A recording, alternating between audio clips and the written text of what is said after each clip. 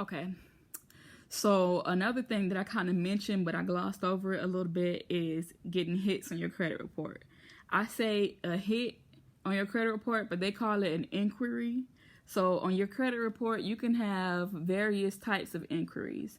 You can have a soft inquiry. That's what your rental company. I have one on here right now for my rental company. They did a inquiry to check to see if I'm a credible person. So some of y'all might have gotten denied from an apartment or something because they might have done a soft pull of your credit and determined that you were not credit worthy. But that's a soft inquiry. I also have a hard inquiry because I got into a car accident in like November, totaled my little cute car, and I had to get a new car. So with that, I had to get a new car loan. And to be honest, I paid way too much. I was in a hurry. I just wanted to get a car. I had to get to work every day. I wasn't about to be on the bus with my vest and my gun. Wasn't about to do that. Be in them MARTA seats uncomfortable. So I said, okay, I'm just going to get a car. That way, MARTA don't even come to where I stay. So I couldn't ride the bus. But I wasn't about to be riding the bus almost in my 30s, so I got a car. I paid too much for it, and I know I did, but I got a hard inquiry on my credit report because of that new car loan. But you know what? With that new car loan, I made sure that I did it with my credit union. That way my interest rate was a bit lower. So my very first car, I think my interest rate was like 8 or 9%. And this time my rate was like half of that or less than half of that. I mean, no, more than half of that. I forgot what it is. It's like 4 or 3 or something. I don't know. But it's a lower interest rate than what I originally had when I first got my first car. So always look at those inquiries and see. A lot of times you might need to Google some of these abbreviations that are on there, but you'll know who's pulling your credit. And it's important to know who's pulling your credit because you don't want to have anything fraudulent on your credit report. You don't want to have like your ex buying stuff in your name or your mama and them having stuff in your name that you don't know. Always make sure you're reviewing your credit report and knowing exactly who your creditors are. I know I done said that about 5 times in every single clip I done made. But that's very important, making sure you know and these people are correct. Now, this one gonna be a little bit longer. This is the longest video it's gonna be. The main thing that you need to do is look up templates for letters. So a lot of times when you're on the phone and communicating with some of these people, you need to ask for things in writing. So some companies might be combative when you're asking for things in writing. Like say, I mentioned collections a couple videos back. Say you have a bill that's in collections and you're asking for something in writing and they send you something, you need to find a template online to dispute an item that you need to dispute, or a template to ask for a payment plan, because on the phone a lot of people might tell you, well, I'm not able to negotiate this debt with you over the phone. So if you know that you want to negotiate a debt, please get online and look up templates for the correct way to do so.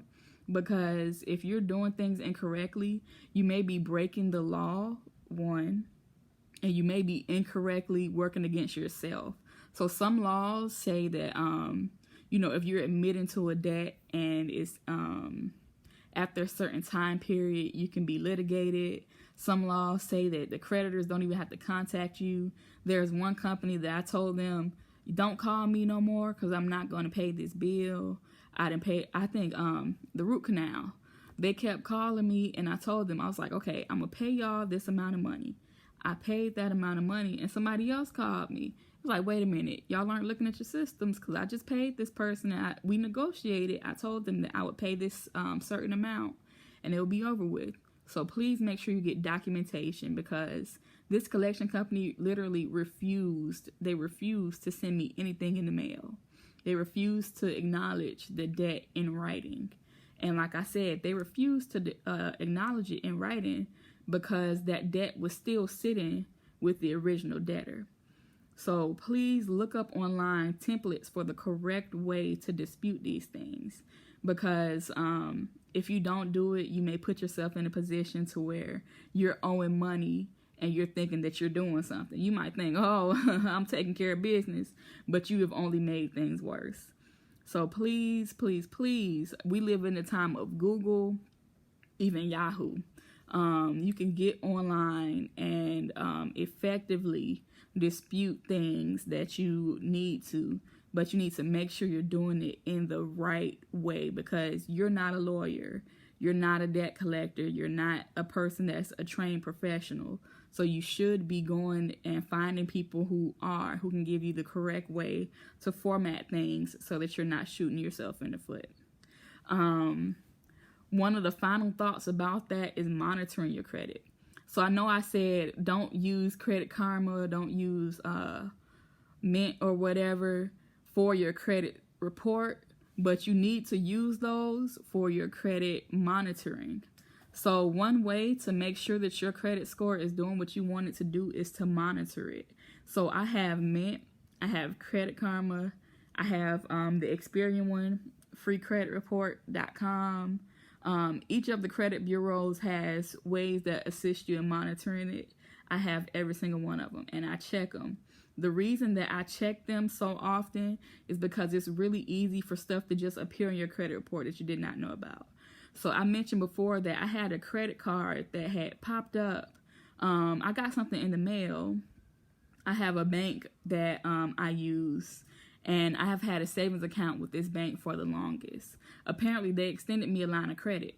I do not remember accepting the line of credit.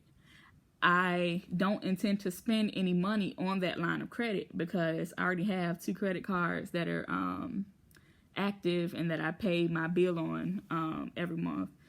So I'm not really interested. And it's like a $650 credit card.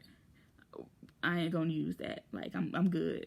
I already have other credit cards that I'm using, but it suddenly appeared on my credit report, and it made me worried because I don't remember applying for it. I don't remember getting that credit card. So when I looked into it, it is linked to one of the accounts that I have, and I probably clicked on something one day and didn't realize it. But without Credit Karma, I would not have known that this new thing was on my credit report. And that could have been something malicious, because it could have been somebody that was intentionally doing something to harm me on my credit report.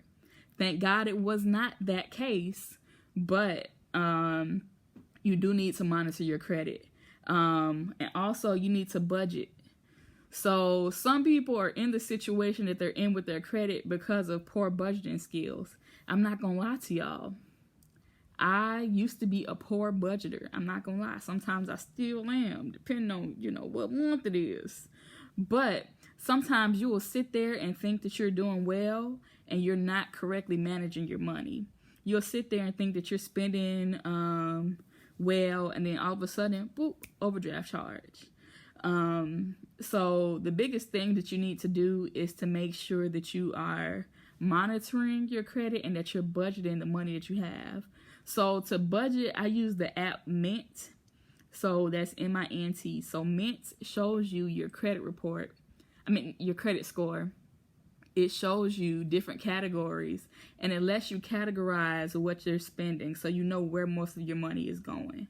So with that, I always make sure that I put a little bit in each category. So there's a category for your bills. There's a category for your leisure activities. There's a category for food. And if you know me, you know which category is the highest. I like to go to the restaurant and sit down and eat. So that's normally the highest category that I have. But once I started looking at buying a house, I realized that's a significant amount of, I think I was spending like $400 or $500 just eating out and not cooking at home, and going out with my brother, my dad, my friends. Somebody want to go to brunch. A few of my friends, y'all know I like breakfast food, so I'll be there eating brunch, spending $20, $30 for that one meal and some unlimited mimosas and stuff. So looking at what you're spending and putting yourself on a budget and sticking to that is one of the ways that you can make sure that you are positively impacting your credit. So you don't have to go to I'd have made some real bad decisions sometimes. One year for New Year's, I thought I was doing it big. I done got bottle service at the club, putting champagne on my credit card. Of course, I had to go back and pay that back. Like, I know my other status the other day, I said, when you're not paying all that money, when you owe something, you're supposed to pay that money back. When I say not paying all that money, I mean negotiating things that are out of your control. If you had an instance where you couldn't pay your car payment and you need to explain and make a plan with your car company, that's something different than getting bottle service in the club. You know, you can't negotiate that kind of stuff down. So you got to make sure that you're making good decisions with your budget. So this video has gone a little bit longer than I intended it to. Most of all, if you have some questions, like specifically that you really don't understand what to do, look at Google. I would say ask me, but like I said, I'm not a credit guru. My credit score is good. At one point, I had me a literal perfect credit score, but then I started spending money again because I got a big head. So it's not perfect no more, but it was good. But it's work. It's literal work on your part. If you want somebody to do it for you, then you're the kind of person that needs to pay somebody. And that's fine. There's nothing wrong with paying somebody to fix your credit.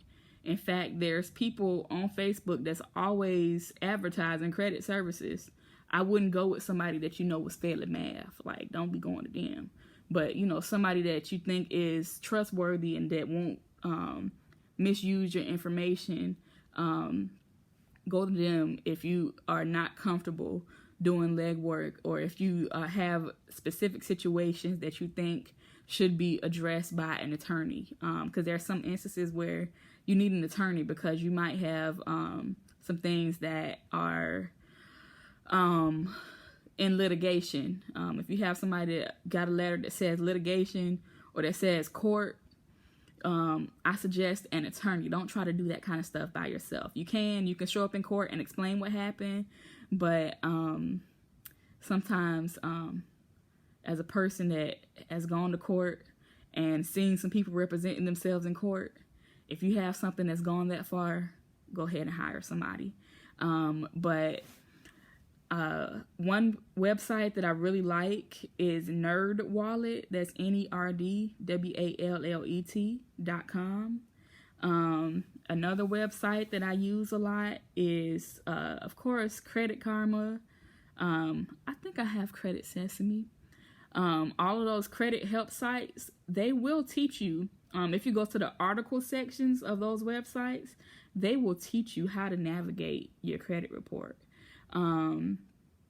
If you have something specific that you have a question about, credit.com is also a good one, because a lot of these places, they're trying to get you to sign up for stuff.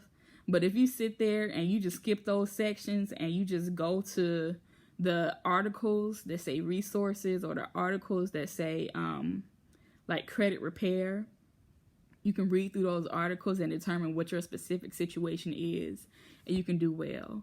So like I said, I didn't mean to make these videos very long because I don't like to be talking for a long time, and I don't want people be sitting for a long time listening to me ramble. But please, we're adults now, so the credit starts getting very important because it starts affecting getting jobs. It starts affecting getting a nicer car. It starts affecting getting a house, or even renting a house. There is an effect that your credit report has on that. Now, of course, I have my own feelings about the fact that America puts this bondage on everybody and makes us into a number. But that number is important. Well, those numbers are important, and you need to make sure you're monitoring them and managing them correctly.